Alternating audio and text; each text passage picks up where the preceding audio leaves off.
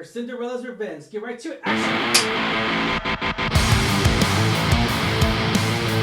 What's going on, Alamo City Movie Talk fans? As always, I'm your host, Ryan D. aka Ryan680. I'm Angela at And this is Alamo City Movie Talk, guys. Thank you so much for making this a part of your day. And let's get right to it. What are we talking about today, Angela? So this one's interesting because it's been on our radar for a little bit. Mm-hmm. And then, you know, I was really excited to see when it was going to come out. I know it's only like limited theaters, limited times, limited show times. But today we are reviewing a twist on a classic, you know, being Disney fans. So we are reviewing Cinderella's Revenge. The same studio that brought you Winnie and the Pooh, Blood and Honey. Winnie and the Pooh, the first one, which was just, I couldn't even get past the past 15 minutes. I haven't seen the second one. The same studio that brought you those kind of films has come out with this movie, Cinderella's Revenge. It tells of a story, of course, as Cinderella is pushed too far by her evil stepsisters and stepmother, which causes her to switch out her glass shoes and use the assistance of her fairy godmother to seek bloody revenge. Or vengeance, vengeance. And it is exactly how that is. Yeah. So, Angela, let me ask you this. This horror film and everything, we knew what we were getting out of this movie. We saw it from the trailers. We knew it was going to be like a B horror movie or of that nature. We knew this wasn't a big budget movie either. This isn't a big budget film, guys. Let's be honest here. Let's bring out the facts here. 1, 2. What did you think, being a huge Cinderella fan, and how much we really, really do, both of us, really love the live-action Cinderella, which is probably one of the best live-action Disney has put out when it comes down to, like, Disney live-action movies. I think Cinderella is one of the top ones. It's probably my top, It's probably the best one that I could think of right now. I would think Disney Cinderella is the first. When we're talking about the live-action stuff, best out of all the Disney has come out that is live action. But anyways, so knowing that you're a huge Cinderella fan, we both are. We both love the first one, the live action, and of course, the story and everything. What did you think of this movie? Did it meet your expectations? Were you kind of like, oh, shocker? I mean, it was a shocker because, one, I'm not into slasher movies, to be honest. I know it's like more your genre. And I'm the one that showed you this, by the way. Yes, you are. I mean, but it is an interesting story. To be frank, it's like, the classic story of Cinderella is inherently good. She's all about forgiveness. And, she takes it with grace, makes the best of it. And this is as if she were to essentially snap and, basically... turn on her stepsisters and mother, who rightfully deserve it. But I thought it was a really cool concept. Going in, we did see the trailer. We kind of knew what we were getting into. And I was very intrigued by that concept. Like, she just kind of like loses her mind and goes on a murdering spree. I really, really liked the film. It was a little different than the trailers. I will say this. It was a little bit different. Yeah. But I will say I'm not mad about it. I really enjoyed a lot of the story, a lot of the plots. You say it's not a big budget film, you can definitely tell, but I think this cast did great. I think they had really brought the story to life, and I really liked the actress who played Cinderella. I think she did so great. It's a different concept. And if you like slasher movies like Ryan, I think you would really like this one. It's actually very surprising. I think a lot of people are going to be pleasantly surprised by this one. I think it's going to be very enjoyable to people who do enjoy horror, who do enjoy classics, or slashers and everything. So I'm not mad about it. It was just not too bad. Okay. This movie, it's a modern horror take here, and I enjoyed it. Did I have a fun time with this movie? Yes. Yeah. Hell yeah, I did. This movie is so damn good. It's way better than what I expected out of here. The runtime is perfect because at the third act of this movie, it does get a little small pacing issues, but again, no movie's perfect, right? So, but by watching this movie, let me tell you this, guys. Fact is, can you tell this is a low budget movie? Yes, you can. Let's be honest here. Yes, you can. But for the sake of the argument, am I going to say the story was actually, a lot better than the recent high budget movies? Yes. I'm going to say that. Hell yes. I think this is a very well directed, actually directed, which I forgot to mention, by the way, directed by Andy Edwards, stars Lauren Sturrock. So one of the things that I really did enjoy, of course, was Lauren in here. She played Cinderella. I thought she did a great job. She really captivated the character in a way, a different twist, right? A different plot, different points. And I felt like that she really embraced being Cinderella and taking that new realm of craziness that I'd never expected in a way. Mm-hmm. I really did enjoy her as Cinderella, for one. For two, she's been in a lot of movies as well. She's actually been The Curse of Jack Frost. She's been in like she's been around the horror genre a lot, right? So you get a sense to where like, okay, she knows what she's doing when it comes down to acting and everything, and I really did appreciate that a lot. The facial expressions were getting to me like in a good way. I was like, holy smoke, like it's really good. And I felt like that her development on the facial expression, because first she's Cinderella, she's innocent, protect her virtue, that was good, and I love that. And then slowly it was like, I'm digging this darkness, I'm digging, like, and it was very good. I feel like it was portrayed very well. One of the things I also want to highlight, the fairy godmother. So the fairy godmother, oh my God, Natasha, she was so great in here. I mean, she was fantastic, fabulous.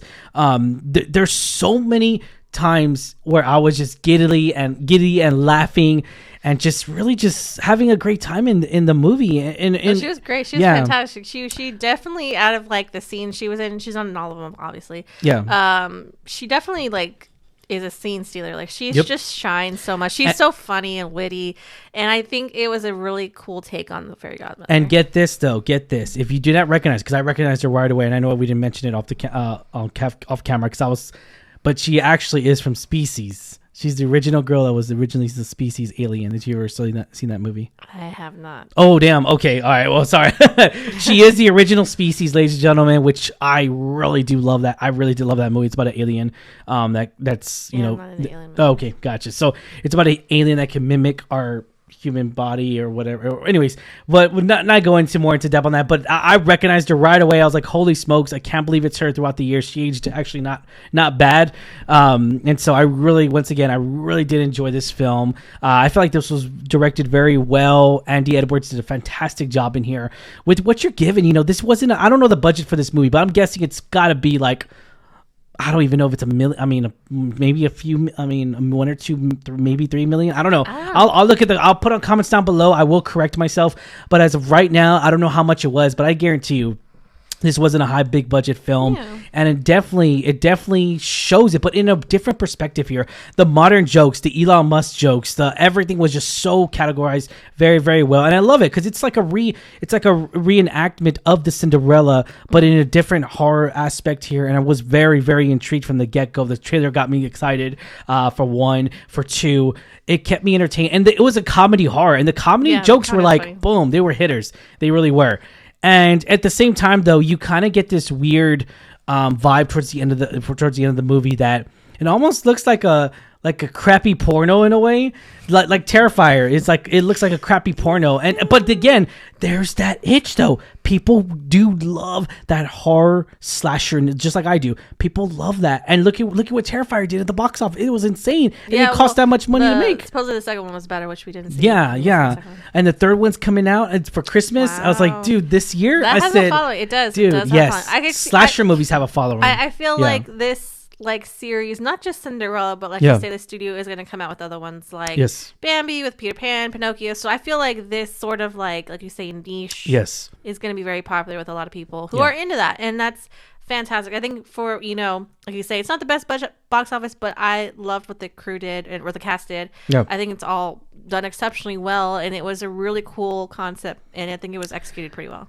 Yeah, and to put into perspective, ladies and gentlemen, Bambi, so this is the same studio that's actually doing another. I know we talked about off camera. We are really, really excited for Peter Pan that's coming out later this year in October, which it's projected to be in. Bambi Reckoning already released a trailer, and that trailer that's the thing too. Here's the thing with movies, guys. Here's the thing. I want to really emphasize this. Movies like these are just a guilty pleasure. They really are. And I hope, and again, we haven't seen Bambi, The Reckoning, or anything like that, but I'm very intrigued.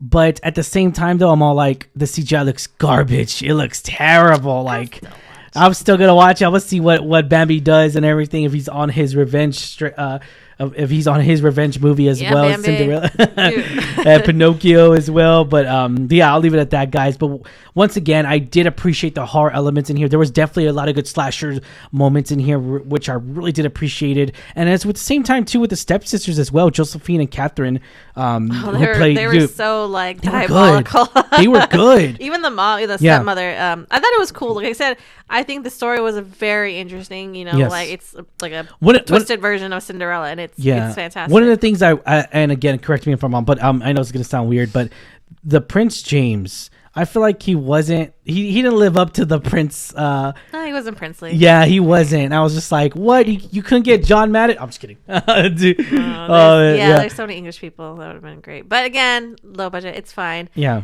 He wasn't nothing special about him. I think he did fine. But again, really what the point is, she was the star of the show. Cinderella was the star. She killed it. And I literally, think that's the point. She stabbed it. Yeah, she's I'm scared. But yeah, again, I think it's gonna be something that you have to be into it to enjoy it. Yes, it's not gonna be everyone's cup of tea. Yep. And that's totally fine. Yep. But I think it is gonna get some following. I hope this gets like a word of mouth kind of thing, and I hope people do end up seeing it. Yep. And again, with all the other movies that the studio plans for, and I hope that people like it. I heard the Blood and Honey, the second one or whatever of the Winnie Pooh was better than the first, but then again, I don't know. I didn't see the first one. We saw the second one. Yeah. Interesting. True. It's interesting. Again, I really hope people turn out to see this. I think it's going to be a very cool series that comes out. Yeah, no, for sure. I'm excited to see all these horror movies, and Mickey Mouse is coming out with the one too as well later. So we kind of saw a few still images. I'll double check if it's the same studio or not, but I'm actually very, very excited for that one too as well. But all right, guys, was it the film we deserved? I'm gonna say yes. Now let's go to ratings, Angela. What would you give this rating right now? Again, I'm not into like the slasher films. I do appreciate the crew and the cast and everything, all that went into it. A lot of went into this, and it came out really well. But I would give it a solid 6.5 because again, it wasn't my favorite genre, but I think it was really well done. I think the story was really cool. So I think that I would stick with that. So first and foremost, I do want to say this right out the gate. When this movie starts, when the camera rolls and everything, there's this song. The music is so good. I love this because it sets the tone, and I really did enjoy that very differently. And I enjoyed that a lot. I thought that was a very great, different point of view. Great concept. Something that we've all known. We've all known this character, right? Cinderella. Everyone knows who the hell she is. Snow White, all the Disney characters. Everyone knows pretty much who they all are. But to take a character that everybody knows and to give it a refresh horror take out of it and to really make it make sense. And the story makes sense and everything. Maybe there's like a few things, why do they have tats? Whatever. It's fine. It's whatever because it's set in those times. But I get it though. You have to understand though where the film's coming from. And I felt like that I really did appreciate this way more than I thought I would. I'm going to give it a solid 7 out of 10. I really did enjoy the slashers in here. I appreciate that. The one that, Lauren that played Cinderella, she was fantastic in here. She really did a really good job in here, and I can't wait to see what other. I hope she gets in bigger projects, or they hit her up from maybe James Gunn might hit her up. You never know. Because you want everyone to. Here's the thing. I want every great actor who I know that has the potential.